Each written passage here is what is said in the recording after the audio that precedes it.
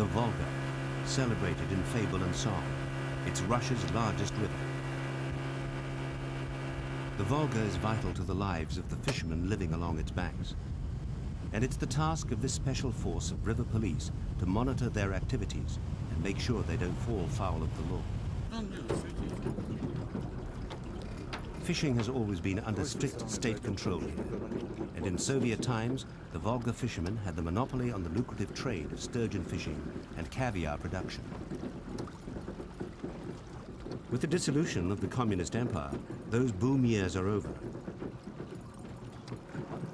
Now it's the time of the independent capitalist entrepreneur. And every night, the river police round up illegal fishermen.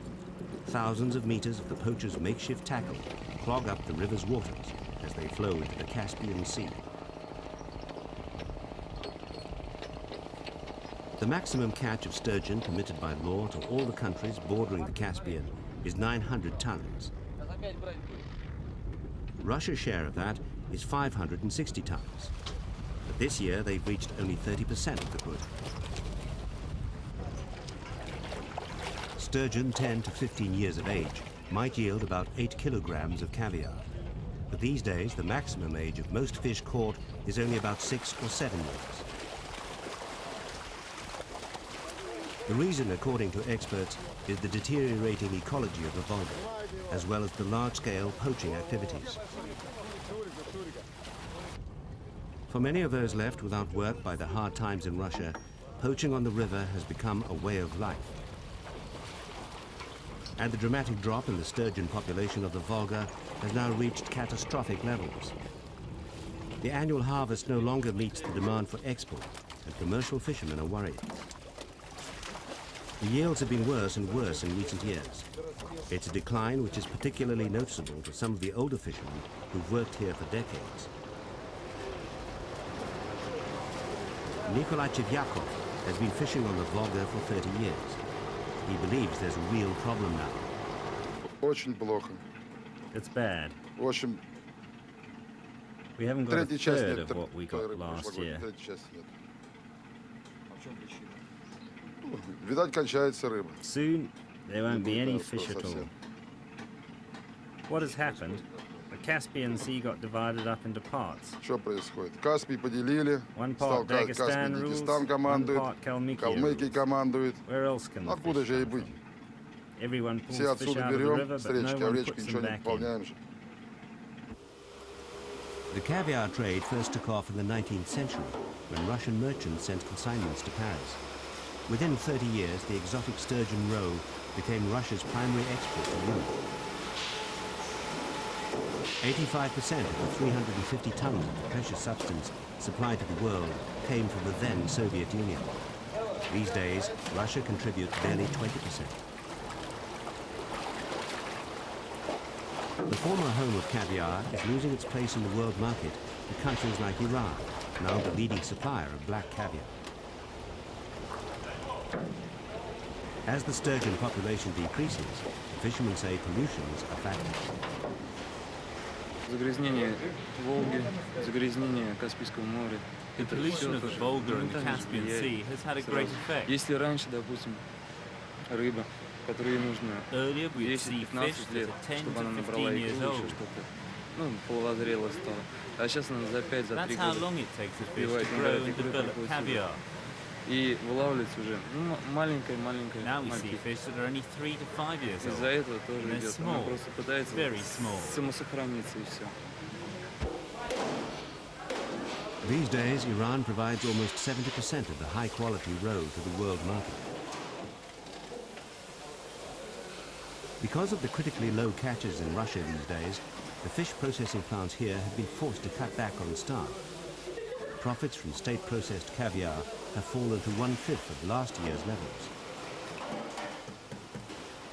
The caviar produced by poachers is inferior in quality to the officially processed variety. The low-grade product is now being dumped onto the market in the West, giving Russian roe a bad name.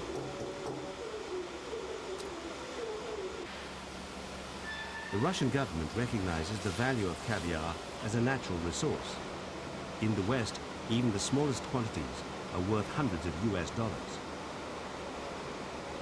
While the officially processed black caviar earns income of about $30 to $40 million a year, it's estimated that up to $500 million annually is lost to poaching.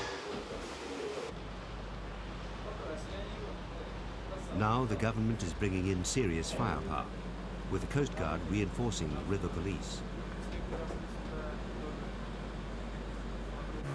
These forces patrol the labyrinth of tributaries feeding into the Volga Delta. They're a favorite hiding place for illegal fishermen. If caught, poachers can expect heavy fines, or in the worst cases, a jail sentence. But in the current climate of economic hardship, there are hundreds of men prepared to risk their freedom in order to be able to feed their families. But the poachers' methods are often wasteful and barbaric. In many cases, they're only interested in the haul of caviar, tossing out the less valuable meat from the sturgeon itself. One result of the high profits from illegal caviar production is that the poachers are improving their operations. Unlicensed fishermen are liable for little more than a warning unless they're apprehended with their catch. When chased, they can throw their catch overboard and simply plead innocent. But even with the risk of a prison sentence, the rewards are attractive and the odds still favor the criminals. One of the river policemen, Vladimir Yitsky, believes that their quarry has the advantage over them these days. They were always afraid, but now their equipment is much better. You know that caviar and sturgeon are very expensive. For the money that they bring in, the poachers can afford the best equipment available. Naturally, they're poaching and buying what they want. But these recently captured transgressors are just poor fishermen, part of the lower class of poaching. We don't ever see the product. We take it and sell it to middlemen so that we don't eat it. The most important thing for us is to have 100 rubles so we can buy a loaf of bread, milk, butter and some kolbasa. That's it. That's what a kilogram of caviar gets for us. Every day, the river police trawl the Volga for the improvised system of nets that are used.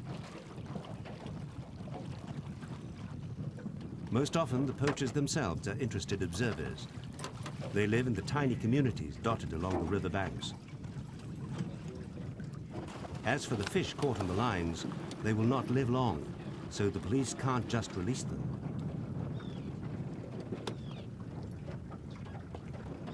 The temptation to try for the rewards that illegal fishing can bring is great in these impoverished villages along the Volga. They see it as the last chance of survival for themselves and their families.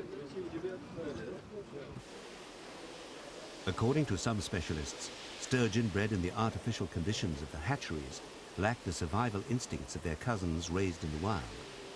But the fish breeders remain confident of the demand for their product. If there were no predators on the river, in 5 to 10 years, the Caspian Sea and the Volga River would overflow with fish, because our fish hatchery releases enough sturgeon. We're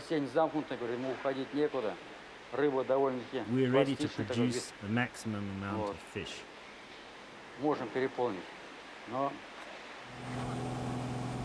If the river police would control the rampant poaching, then perhaps the fish hatcheries might attempt to restock the sturgeon population. But the natural balance of the Volga River will be disturbed until man and nature can live